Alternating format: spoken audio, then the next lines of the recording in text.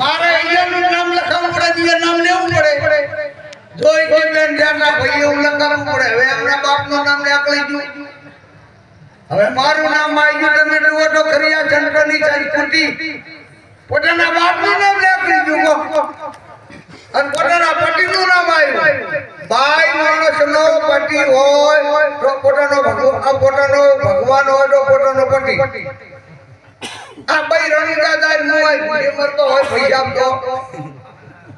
તમને કહું છું રામાપીર મળે કોઈ દાડો ના મળે.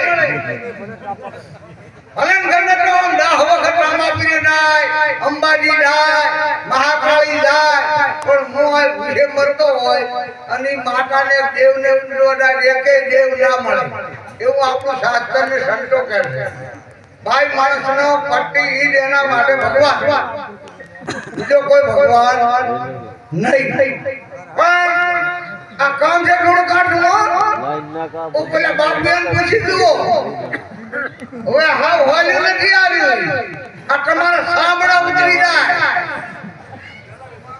સાંભળા ઉતરી જાય ત્યારે તમને આ વસ્તુ સમજાય એવી. એક દાડે નહીં, એક મહિને નહીં, એક વર્ષે નહીં, આપણા નજીકમાં નહીં સવારમ બાપુ થઈ ગયા.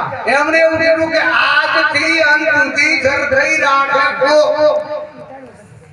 અને કોઈ છૂટતા છુકર છમે એના ઘરમાં સાહેબ હેઠે.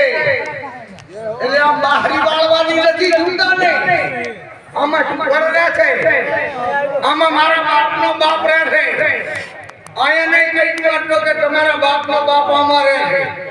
ભાઈઓ એના અમે કોઈ વાંધો નથી. અમારો સાધુલો કેમ કે મારા મન ગુરુ બોલતા હોય તો સુવામાં ગરુડ બોલતી હોય. આમાં ગરુડ બોલેલો છે. ભલે એને એક માતાજીનો દેહ ધારણ કર્યો કે બાઈનો દેહ ધારણ કર્યો, પણ માનવો તો પડશે. હટો ઈનો ઈ એમાં બીજો કોઈ નહીં. અને તમે કાલે બધા કહેશો તમારું કામલપુરને ડેટા ભગતને આપણે હારું સાચી વાત છે.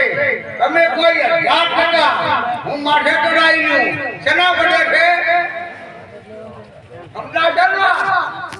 આના વડે પરમાત્મા રહે છે, ગુરુ આના વડે રહે છે. આ લોઢાની નળી વડે રહે. અને દરેક સંતો કહે કે તમે બોલતા ને ઊંડો.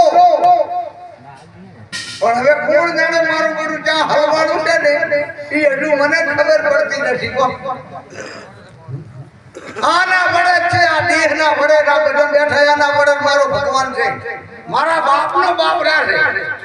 પણ હમારી હમણે અમારા ભરભુ કાકો કે અમારા હરિભાઈ એમ કે છેલ્લા બેટા વગર હું તારો બાપ તો લડવાનું થાય બીજું કાંઈ. પણ આ ભાષા છે સંતની. આ જગતની ભાષા નથી, આ સંતની ભાષા છે. અને સમજવું બહુ મુશ્કેલ. બીજા માટે જીવે છે અને આપણે આપણા ઘર માટે જીવવા તો અમારું બધું પૂરું નહીં થાય. અને ઓલા બીજા માટે જીવે છે તો તમે લોકો કેટલું બધું આમ ચલાવે રહ્યા છે. અરે બળદેવદાસ છે તો એવું કીધું હમણાં 92ની સાલમાં એમનો દેહ પડ્યો. 92ની સાલમાં આપણું કામ કરનારું નહીં બરા. બળદેવદાસ એટલે એવું કીધું કે ઘણા ભાયા ને એના ઓયડા અને પછી હવે વાહમાં આવ્યું જીવતા મરી જાય તો એ ઓયડે ના. હવે આપણે એકલા બળદેવદાસ ના પુરાવો ના લેશો. ભક્તો ગાય છે ભક્તિ મરજીવાના કામની નથી કાયરનું કામ. એક જણના દેતા જીવતા મરી તો પછી તમે મરી તો કેડે રોવાનો વારો આવે નહીં. જીવતા મરી જાવ. તમે જો ઘણું શોખ તો ફોન ચડાવે કોઈ દાડો ગમે એવા ઢંઢોરો આટલો તો અને ઓલું હરફન બચ્ચું નામ આવડું હોય કોઈ એને ટપોરું નથી કામ ફોન ચડાવે.